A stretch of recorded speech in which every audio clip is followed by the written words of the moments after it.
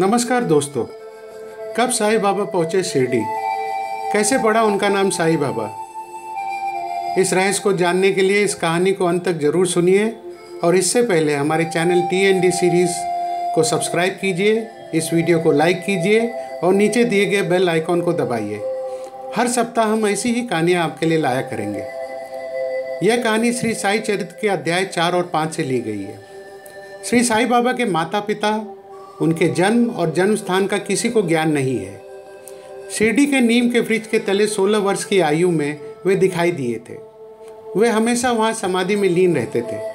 सर्दी हो या गर्मी, ये उन्हें जरा भी फर्क नहीं पड़ता था। इतने कम उम्र में भी इतनी कठिन तपस्या करते देख लोगों को आश्चर्य होता था। दिन में वो किसी से बात नहीं करते थे, रात्रि में वो निर्भय होकर घूमा करते थे। लोग आश्चर्यचकित होकर पूछते थे कि इस युवक का कहाँ जन्म हुआ है। तभी से लोगों के कल्याण कार्य में जुटा करते थे। पर थोड़े दिनों के बाद वे वहाँ नहीं दिखाई दिए। बाबा का शिरडी से अंतर्ध्यान होने के बाद पुनः आगमन हुआ। जिला औरंगाबाद में चांद पाटिल नामक एक धनवान मुस्लिम रहता था। जब वो औरंगाबाद जा रहे थे तब राह में उनकी घोड़ी खो गई।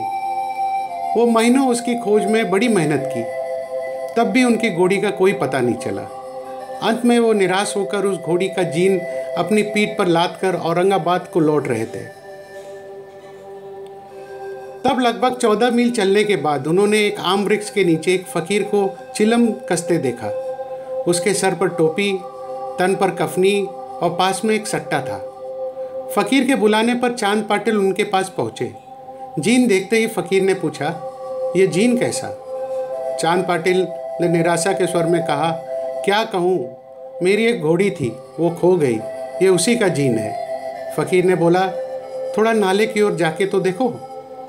चांद पाटिल नाले की ओर गया तो क्या देखता कि उसकी घोड़ी वहाँ चल रही है। वो आश्चर्यचकित हो गए।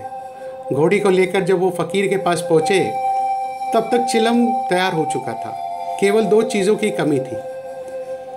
एक तो चिलम सुलगाने के लिए आग और दूसरा साफ़ी, जो कपड़े का टुकड़ा होता है, उसे गीला करना था। फकीर ने अपना चिमटा जमीन में घुसेड़ा और ऊपर की ओर खींचा। उसी वक्त एक प्रज्वलित अंगार बाहर आई और वह अंगार चिलम पर रखा गया। फिर फकीर ने सटके से ज्यों ही बलपूर्वक जमीन पर प्रहार किया तो ही वहाँ से पानी निकलने लगा। ये सब देखकर चांद पाटिल दंग रह गए। उन्होंने सोचा, फकीर कोई सामान्य व्यक्ति नहीं, वो तो कोई उच्च कोटि का मनुष्य दिखाई देता है।